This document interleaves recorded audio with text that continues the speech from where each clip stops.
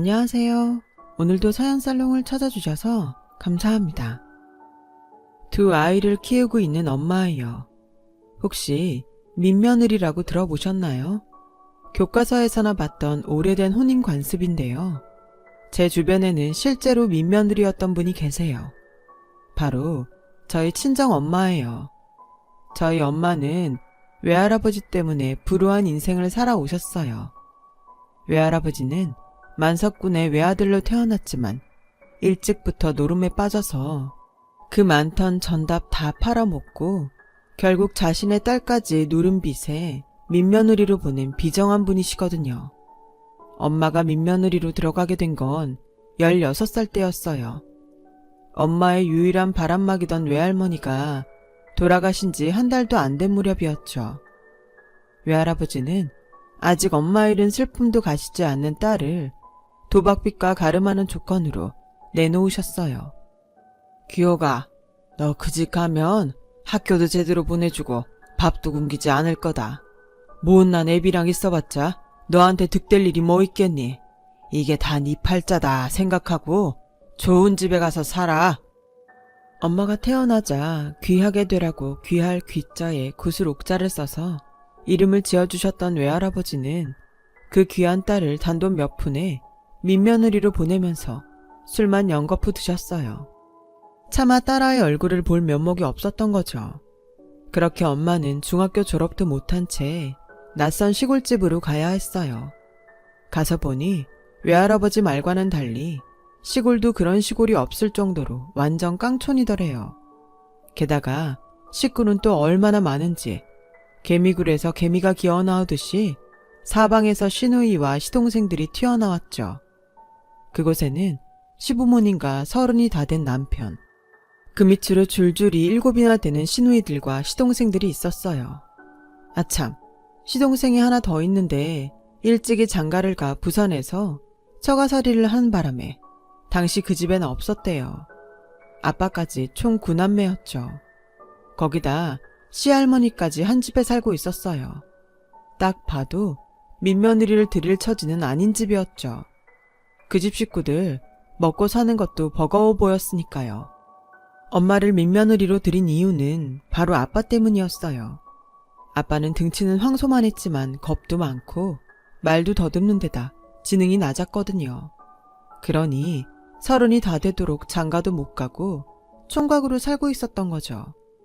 그래도 장남인데 총각 귀신 만들 순 없어서 어디서 모자란 며느리라도 들여오려고 했는데 그 집 사정을 알고는 누구도 딸을 주려 하지 않았던 거예요.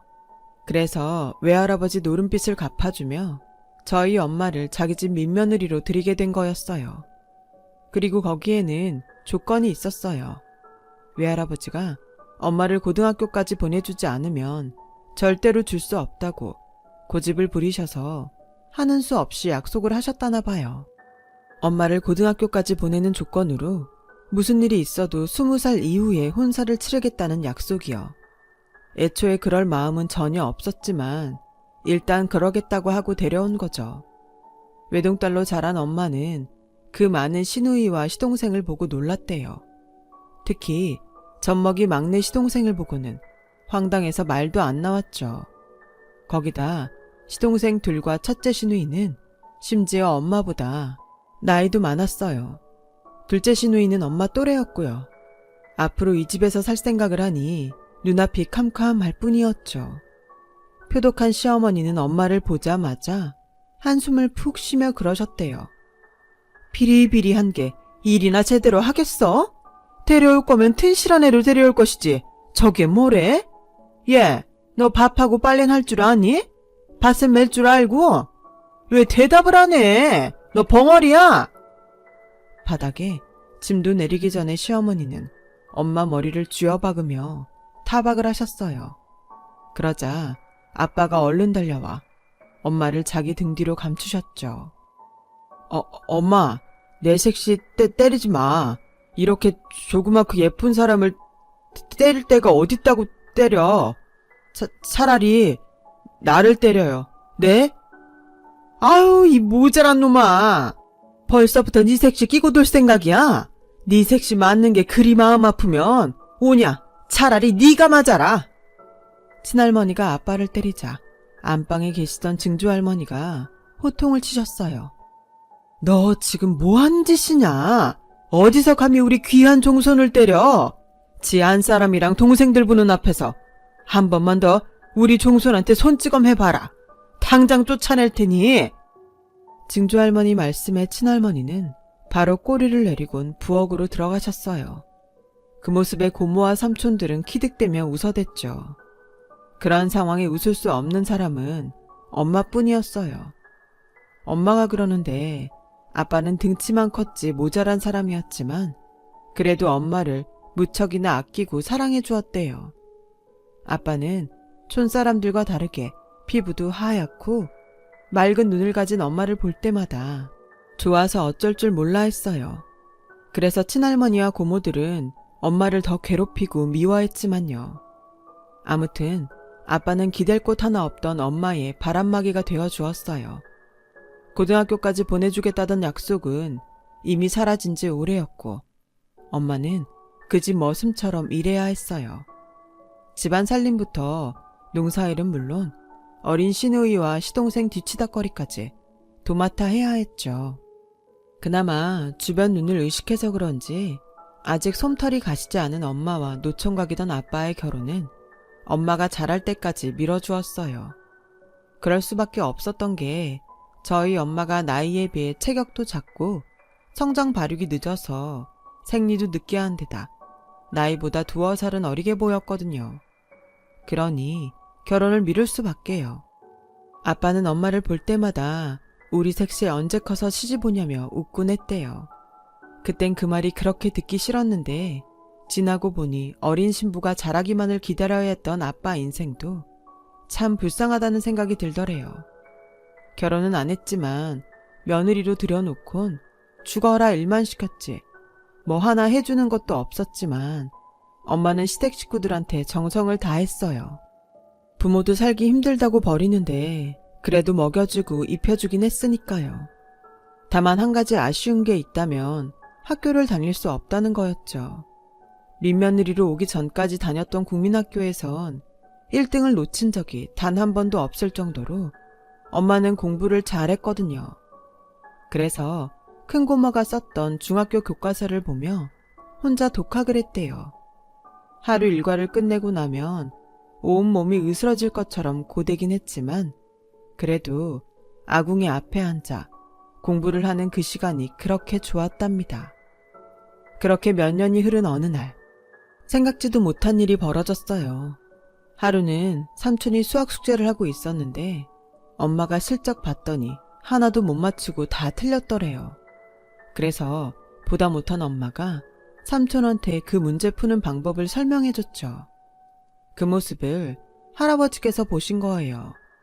국민학교도 졸업 못한 며느리가 중학생 시동생 공부를 가르치니 신기하셨나 봐요. 그래서 어떻게 그걸 다 푸냐고 물었죠. 엄마가 시누이가 쓰던 교과서를 보고 혼자 공부했다고 말했더니 할아버지께서 눈을 번쩍 뜨시더래요. 그제야 왜 외할아버지가 엄마를 학교에 보내달라고 그렇게 부탁했는지 알 수 있었던 거죠. 아버님, 집에서 살림하고 밭일하는 것도 중요하지만 공부해서 취직을 하면 밭일하는 것보다 훨씬 더 많은 돈을 벌 수 있어요. 공부만 시켜주시면 열심히 공부해서 집안에 보탬이 되는 사람이 될게요. 저 자신 있어요. 그러니까 저 학교 좀 보내주세요. 엄마의 간절한 부탁에 할아버지는 잠시 생각에 잠기셨어요. 그리고는 결단을 내리셨죠. 엄마를 학교에 보내기로 말이에요. 들썽부른 나무는 떡잎부터 알아본다고 엄마는 돈 들여 가르치면 제값을 할 수 있을 거라고 보셨던 거예요. 하지만 할머니 생각은 달랐죠. 사내애도 아니고 기집애를 뭐하러 학교에 보내요. 내 새끼도 아니고 남의 새끼를. 난 반대해요. 그리고 쟤를 학교에 보내면 우리 막내는 누가 봐요? 당신도 나도 밭일이다 뭐다 바쁜데. 암튼 난 절대 쟤 학교 못 보내니까 그런 줄이나 아세요. 어머니, 학교만 보내주시면 저 정말 지금보다도 훨씬 더 열심히 일할게요. 그러니까 저 좀 학교에 보내주세요. 도련님을 등에 업고서라도 학교에 다닐게요. 제발 부탁드려요. 그래? 그럼 어디 그래 봐라. 애를 업고 학교에 다니든 머리에 치고 다니든 한번 해보라고. 대신 학교 핑계로 집안일 소홀하면 너 그날로 이 집에서 쫓겨날 줄 알아. 그렇게 엄마는 다시 학교에 다니게 되었어요. 5학년 때 학교를 그만뒀지만 월반이 가능한 실력이라 바로 6학년 수업을 받을 수 있었어요. 하지만 약속대로 막내 삼촌을 돌봐야 했기에 등에 시동생을 업은 채 수업에 들어가야 했죠. 지금 같으면 말도 안 되는 일이지만 당시 시골엔 그런 일들이 비일비재했어요. 일손 없다고 학교 안 보내고 아이들을 반일시키던 시절이었으니까요. 수업 중에 막내 삼촌이 울면 엄마는 자리에서 일어나 교실 뒤편으로 나갔어요. 시동생을 등에 업고 어르고 달래며 서서 수업을 들어야 했죠. 집에 돌아와서는 평소대로 집안일을 해야 했고요.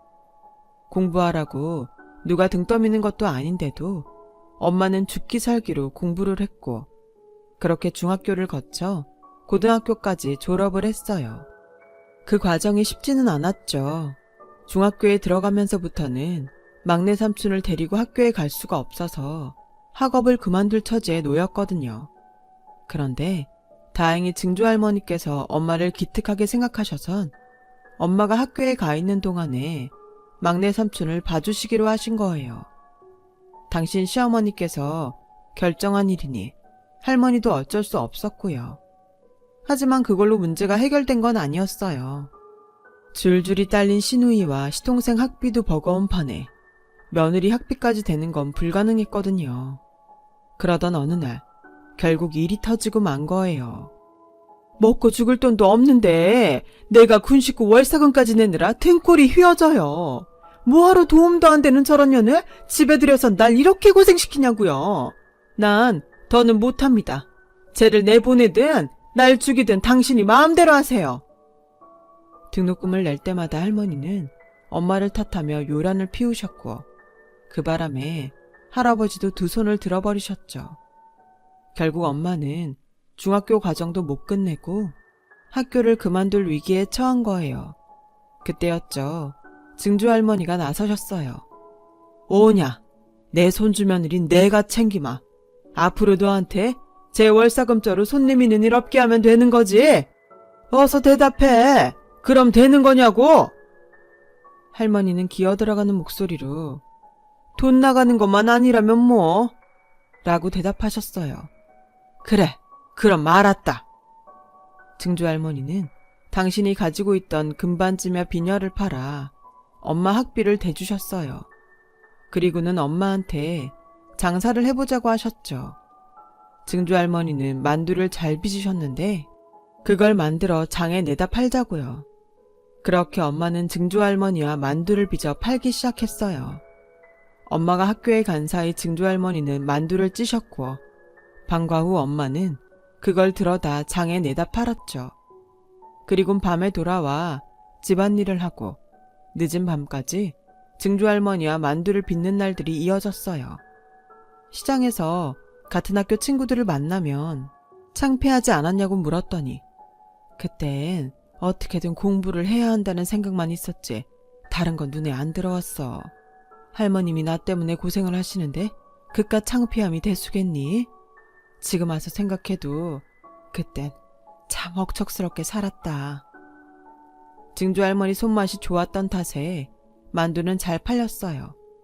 엄마 학비를 대고도 남을 정도였죠. 그 돈으로 집안 살림에 보탬이 되자 할머니는 더는 뭐라고 하지 않았고요. 학업과 집안 살림, 거기다 장사까지 하며 고등학교를 졸업한 엄마는 이후 회사에 취직을 했어요. 식구들 중 유일하게 월급을 받고 일을 하게 된 거였죠. 매달 꼬박꼬박 고정적인 수입이 들어온다는 건 없는 살림 살 때 이보다 큰 도움은 없었죠. 계획이라는 걸 세울 수 있었으니까요. 엄마의 월급은 시누이와 시동생, 그리고 생활비로 고스란히 들어갔어요.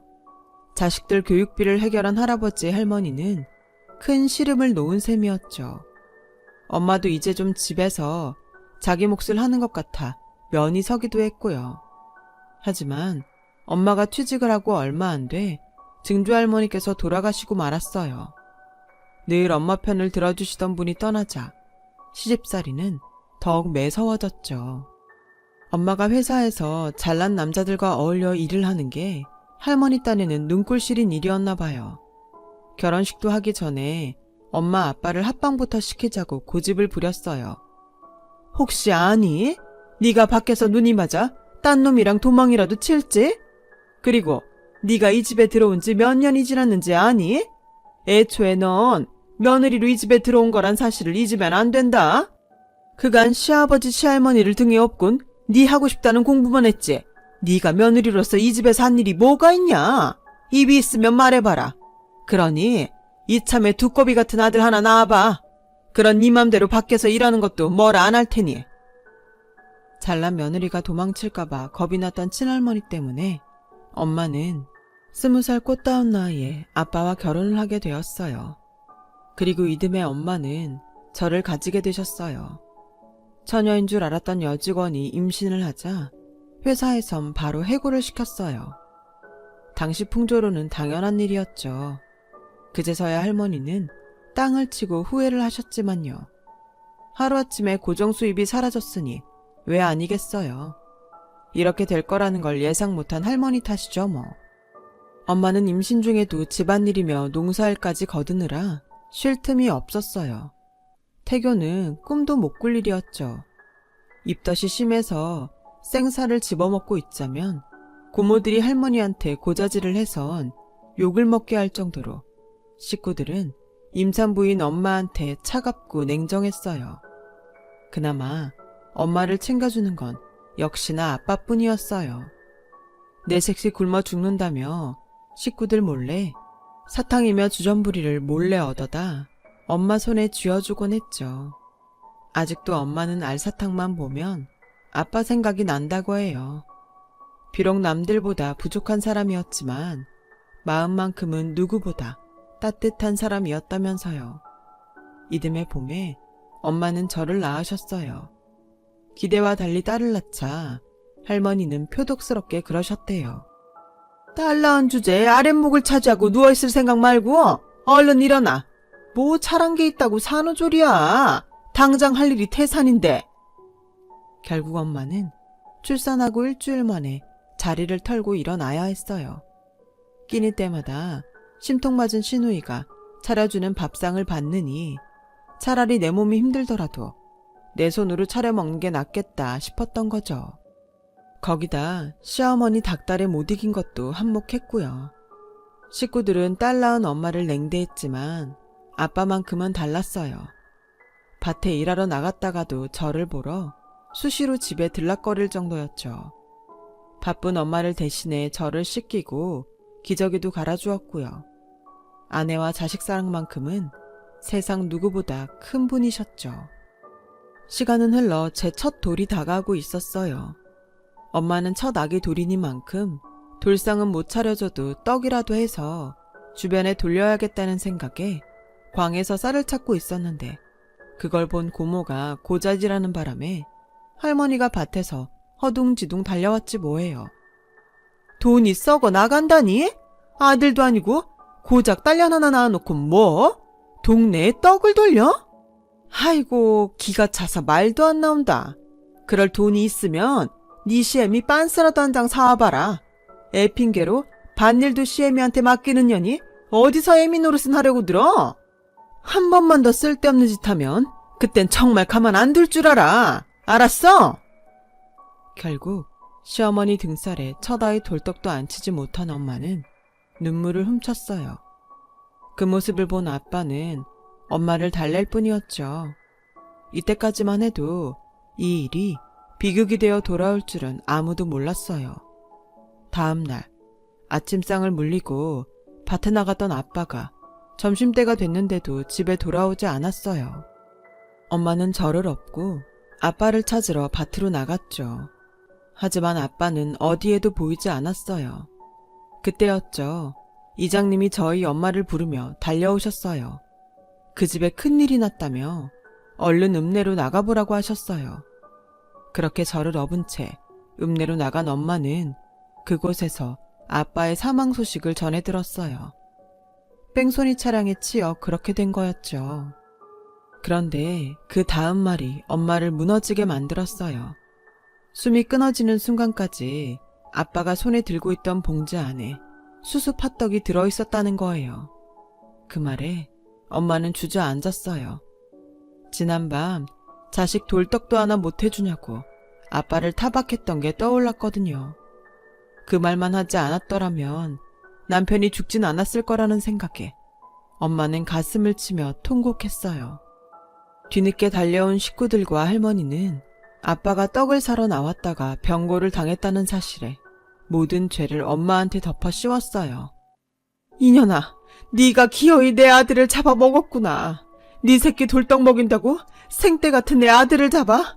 죽어라 이년아. 너 죽고 내 새끼 살려내라 이년아. 할머니는 하도 울어 정신이 반쯤 나간 저희 엄마의 머리채를 끄들어 잡으며 악다구니를 써댔어요. 그리고 그날 밤 할머니는 저와 엄마를 집에서 내쫓았어요. 하루아침에 남편을 잃고 맨몸으로 시집에서 쫓겨난 엄마는 차라리 죽자 하는 마음에 버스를 타고 바닷가까지 찾아갔지만 그 와중에도 배고프다고 우는 저를 보곤 그럴 수 없었대요. 살겠다고 우는 자식을 죽일 수는 없었으니까요. 그래서 다시 살아보자 결심을 하게 된 거죠. 당장 수중에 돈도 한 푼 없었던 엄마는 증조 할머니가 돌아가시기 전에 주셨던 금반지를 팔아 여인숙에 들어갔어요. 하지만 그 돈으로는 며칠밖에는 지낼 수가 없었죠. 그래서 어린 저를 업고 일자리를 찾아 나섰지만 젖먹이 아이를 데리고 일할 곳은 없었고요. 그러던 차에 우연히 밥 먹으러 들어간 국밥집 할머니 도움으로 가게 안채에 딸린 할머니 방에서 함께 지내게 되었고 그곳에서 엄마는 증조 할머니께 배웠던 만두를 빚어 팔게 되었어요. 오래전 엄마의 학비를 마련해 주었던 그 만두는 또다시 엄마와 저를 살 수 있게 만들어 주었죠. 입소문이 나서 먼 곳에서부터 만두를 사러 오는 손님이 생길 정도였으니까요. 몇 년 뒤 연세가 많으셨던 국밥집 할머니는 그 가게를 저희 엄마한테 파시곤 자식들 집으로 가셨어요. 이후 엄마와 저는 그곳에서 20년 가까이 터를 잡고 살았어요. 그러다 서울로 올라온 건 제가 대학에 들어가던 해였어요. 저 혼자 서울로 보내기 싫었던 엄마는 서울에 가게를 열었거든요. 담백한 평양식 만두는 서울 사람들 입맛에도 맞았는지 가게를 연 지 얼마 안 됐는데도 손님이 끊이질 않았죠. 제가 대학을 졸업할 즈음에는 가게도 넓히고 직원도 더 뽑아야 할 정도로 엄마의 만두가게는 번창했어요.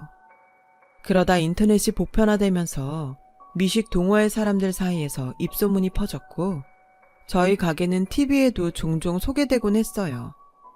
한때 돈 한 푼 없이 시댁에서 쫓겨났던 엄마의 성공 덕에 저는 어려운 IMF 시절에도 해외 유학도 다녀올 수 있었고 취업까지 큰 어려움 없이 할 수 있었어요. 취업 후에는 휴가 때마다 엄마와 함께 해외여행도 심심찮게 다닐 수 있었고요.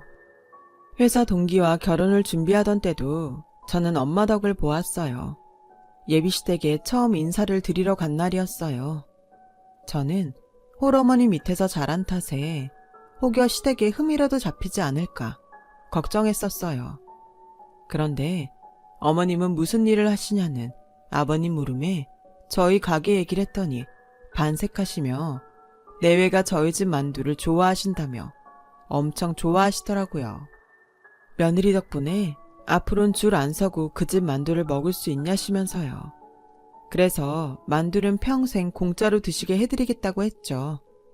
만두집 사장 엄마를 둔 덕에 결혼도 무리 없이 진행할 수 있었고 친정엄마 도움으로 결혼 후에도 돈 걱정 없이 두 아이의 엄마로 행복하게 살 수 있었어요.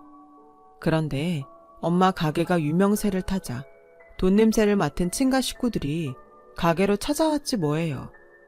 아빠 형제라고 하는 사람들이 우르르 엄마 가게로 몰려와선 다짜고짜 돈을 내놓으라고 생떼를 쓰는데 정말 말이 안 통하는 사람들이더라고요. 특히 난생 처음 보는 고모란 사람은 마치 저희 엄마가 자기 집에 시집와 먹튀를 한 것처럼 떠들어댔어요. 솔직히 우리 아빠 아니었으면 언니가 고등학교까지 공부할 수 있었겠어요? 언니 공부시키느라 전요. 고등학교도 못 가고 공장에 취직했다고요. 딸 자식도 못 보낸 고등학교까지 보내줬으면 인간된 도리로 보상은 해줘야 하는 거 아니냐고요. 누나 말이 맞아요. 형수님 때문에 큰형 죽고 그 충격에 아버지까지 일찍 세상을 떠나시는 바람에 막내인 저는 학교도 제대로 못 다니고 남의 집 품팔이하고 살았어요. 형수가 이 만두집 사장이란 소리를 들었을 때 그래도 인간이라면 나한테 분점 하나쯤은 차려주겠구나 했다고요. 그래야 사람된 놀이 아닙니까? 분점 안 차려주면 나 인터넷에 형수가 어떤 인간인지 낱낱이 적어서 가게 망하게 만들 테니까 알아서 하세요. 시누이와 시동생이 침을 튀겨가며 떠들어대는 소리를 조용히 듣고 있던 엄마는 입을 열었어요. 행순아, 너 세월이 흘렀다고 없는 일 지어내면 안 되는 거야. 아버님이 나 공부시키느라 너 고등학교 못 보냈다고? 너 성적이 안 돼서 고등학교 떨어진 거 동네 사람들이 다 알아. 네가 공부 안 해서 그런 걸 왜 내 탓을 하는 거니? 그리고 나 시장에서 만두 팔아서 그 돈으로 학교 다녔어. 넌 공장에 취직한다는 핑계로 서울 가선 취직은커녕 남자 만나 동거하고 살았잖아. 툭하면 나한테 돈 붙여달라고 했던 거 기억 안 나니? 나 고등학교 졸업하고 취직해 돈 벌 때도 시부모님 몰래 너한테 돈 붙여주고 살았어. 네 인생 네가 그렇게 망쳐놓고 누구한테 화풀이니? 세월 흘렀다고 넌 잊고 사는 모양인데 그런다고 네가 인생 막 살았던 게 없던 일이 되는 건 아니야. 지금이라도 내가 네 신랑 찾아가 너 살아온 일 털어놓으면 모르긴 해도 너 이혼감이야. 그리고 막내야, 내가 너 어버 키웠어. 네 똥기저귀 갈아가며 내 손으로 키웠다고. 그런데 널 키워준 사람한테 뭘 어쩌겠다고? 큰형 죽고 너희 집 망했다 그러는데 아니, 니네 집구석은 애초에 썩어 빠진 집구석이었어. 그 많은 자식들이 부모 등에 빨대만 꼽을 줄 알았지. 누구 하나 돈 벌어오는 자식 있었니? 다들 핑계대며 돈 갖다 쓰기 바빴지. 그 집에서 날 사람 취급해줬던 건 니들이 아니라 할머니랑 내 남편뿐이었어. 그러니까 돈이든 분점이든 요구할 수 있는 사람은 그 두 사람뿐이라고. 인터넷에 비방글 올려 가게 망하게 하겠다고? 어디 해봐. 내가 이 나라에서 제일 잘 나가는 로펌 찾아가서 염치 없는 이 녀석 인생 개박살 내줄 테니까. 한 번만 더 찾아와서 이런 소동 부려봐. 하나하나 법적으로 대응해 줄 테니까. 단호한 엄마의 태도에 아빠 형제들은 다들 돌아갔어요. 하지만 돈 앞에 창피함은 순간인 건지 몇몇 아빠 형제들은 엄마한테 소송을 걸었더라고요. 결국 엄마는 로펌을 찾아가 변호사를 선임했고 제대로 법정 싸움을 하기도 전에 판사가 소송을 기각해버렸어요. 그럴만도 했죠. 엄마가 그 집 재산을 편취했다는 그 어떤 증거도 없는 데다 그들의 일방적인 주장뿐이었으니까요. 그런데도 정신을 못 차리고 인터넷에 엄마 가게에 대한 비방글을 올려서 오히려 엄마가 그들을 상대로 소송을 걸게 되었죠. 그 바람에 비방글을 올렸던 삼촌은 벌금형에 처해졌고요. 상황이 그렇게 되자 가게에 찾아와 울고불고 용서해달라고 빌더라고요. 당장 먹고 죽을 돈도 없다나요? 그럼 그 돈만큼 가게에 나와 일해. 홀 청소도 하고 잔반 정리도 하고 돈값 제대로 하라고. 그렇게 일해보고도 여전히 만두가게 해보고 싶다면 너 일하는 거 봐서 분점 내는 건 생각해 볼 테니까. 대신 가게 차릴 돈은 네가 일해서 모아. 알겠니? 막내 삼촌은 그날부터 가게에 나와 일을 하고 있어요. 얼마나 갈지는 모르지만 엄마 딴엔 당신이 키우다시피 한 시동생이 자식처럼 느껴지나 봐요. 그래서 내심 삼촌이 열심히 일해서 분점 차려 나가길 바라는 눈치더라고요. 저라면 국물도 없는데 말이죠.